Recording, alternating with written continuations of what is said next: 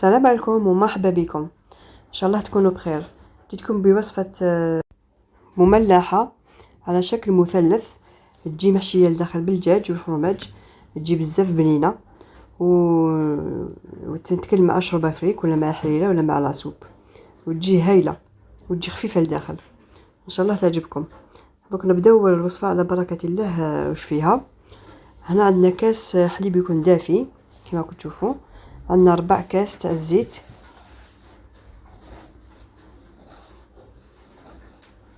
عندنا مغرف كبيره تاع خميره الخبز كما راكم تشوفوا، وملعقه كبيره تاع السكر. فوالا نخلطوهم مليح بالفوي كما راكم تشوفوا، بين يتخلطوا المكونات مع بعض.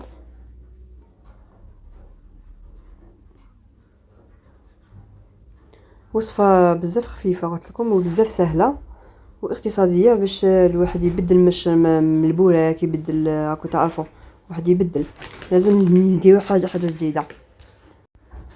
هنا دوك نبداو نشفوا بالفرينه. الفرينه ديروا يكون هي ميزانكم، بقاو نشفوا فيها حتى كي تنشف، حتى كي تتلايم. بيان سو ما نساوش الملح نديروا ملعقه صغيره تاع الملح، نخلطوا هكذا حتى كي تحصلوا على عجينه متماسكه. فوالا نسرع لكم شويه لا فيديو باش ما تجيكمش طويله كما كتشوفوا. نطمها في الاول غير بالفوي، من بعد نبدا ندير في يدي باش نلايمو العجينه. هذه في دقيقه الاخر تقدروا ديروها باسكو ما تكلفش قلت لكم، وسهله يعني واحد يبدل. فوالا انا نبدل، انا ما نحبش ندير قلت لكم غير نوع واحد تاع مملحه، نحب نبدل، ندير بوراك، ندير الميني بيتزا، ندير لاباط فيوتي، واحد يبدل. مع اننا انا في الايام الاخيره تاع رمضان واحد يليكيلي وخلاص.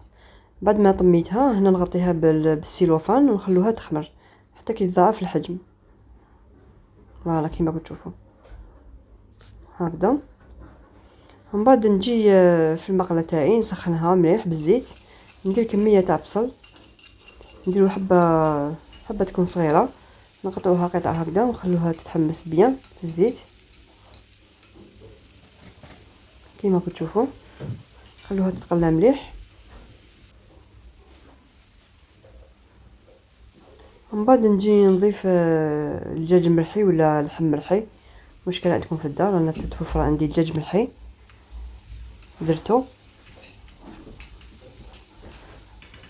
هكذا.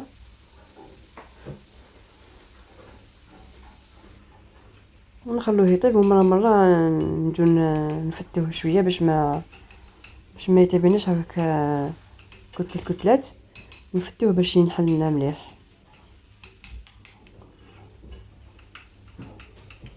وبيان سو ما نساوش نديرو التوابل ما نديروش حاجه ما نعرفوهاش، بين الملح في الكحل وشويه كمون وشويه اكري. واللي عنده تابل تاع الدجاج يدير تابل الدجاج، انا ما كاش عندي، انتم اذا حبيتو ديروا كاري الدجاج ديروا ولا توابل الدجاج، المهم باش يجيكم بنين الحشو تاعكم. فوالا نخلو الدجاج تاعنا يطيب مليح كيما كتشوفوا. بعد ما نخلوه يطيب مليح نضيفوا له حبه طوماطيش تكون غابي وتكون طيبه، هذا زدتها كاضافه باش يجيكم الدجاج تاعكم بنين. فوالا نخلوه يطيب قلت لكم حتى ينشف كامل ويتحمر. من بعد في الاخير نضيف له شويه تاع المعدنوس. انا هنا ما وريتها لكمش، المهم انا ضفت شويه تاع المعدنوس في الاخير. هنا بعد ما كملت وحطيته في الطبسي، نجيب العجينه تاعنا بعد ما خمرت لي، نحطها فوق البلون دو طرافاي تكون كامل تتلاصق. والعجينه بعد ما تلموها خلوها تتلاصق، ماشي تنشفوها بيان باش يجيكم هذا الخبيزات المثلث يجيكم الداخل خفيف، ما يجيكمش معجنين. فوالا هنايا قسموها يا حسب افراد العائله، بلا ما توزنو. انا درت يعني هي ميزاني فوالا. خرجت لي واحد 12 حبه هكذاك تخرج هذه الكميه، واحد باش يجوز بها شريبه فوالا. قطعها على قطع متساويه.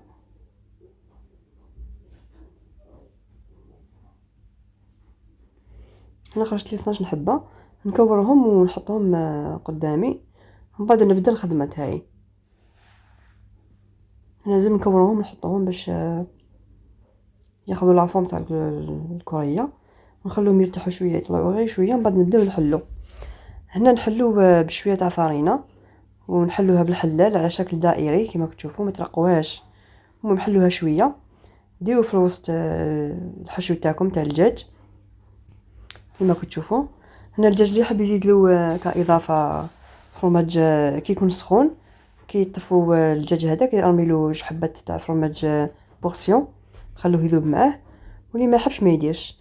هنا درت انا شويه حشو تاع الدجاج ودرت فوقه شويه فرماج غابي، وغلقت على شكل مثلث كيما نغلقوا الحبات على العيش.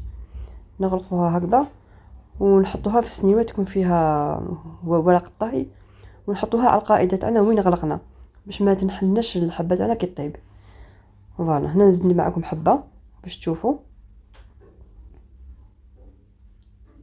باسكو كاين اللي يتعلموا كاين بنات راهم يتعلموا معانا، الوغ نحب ندير زوج حاجات.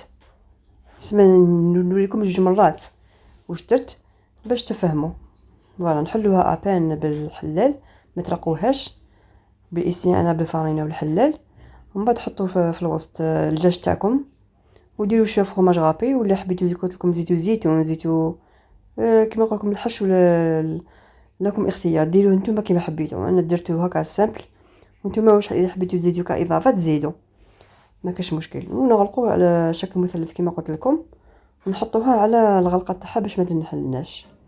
انا نكمل حبات تاعي بعد تشوفوهم كيفاش ندهنوهم. هنا بعد ما كملتهم نجو ندهنوهم بحبه بيض كومبلي فيها شويه ملح، وندهنوهم كامل. هنا اذا حبيتوا تزينوهم بشويه ساندويتش شويه ججلان حبه زيتون لكم اختيار، ولا حبيتوهم تخلوهم فارغين خلوهم. كما قلت لكم انا ما غاديش نقول لكم ديروا هذه وديروا هذه، نتوما ديروا واش حبيتوا. انا زينتهم شويه ججلان شويه ساندويتش وفيها بركه. نخلوهم يخمروا يزيدوا يخمروا غير شويه، ومن بعد ندخلوهم على كوشه تكون سخونه من قبل على 180 درجه، نحطوهم يطيبوا من تحت بيان.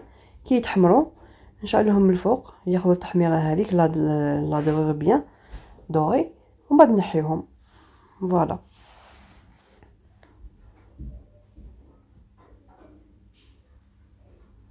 انا قلت لكم ندير حبه زيتون في الوسط.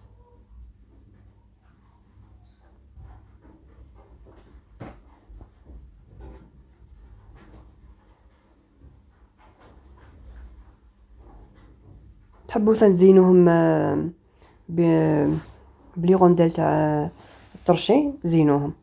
هنا بعد ما طابوا لنا هام ليك مثلثات نتاعنا تاع الدجاج جاو بزاف بنان بزاف خفاف. نقسم معكم انا حبه باش تشوفوا الداخل كيفاش جات فوالا. جات ولا اروع. ان شاء الله تعجبكم هذه المملحه، ونتلاقاو في وصفات اخرى ما خير.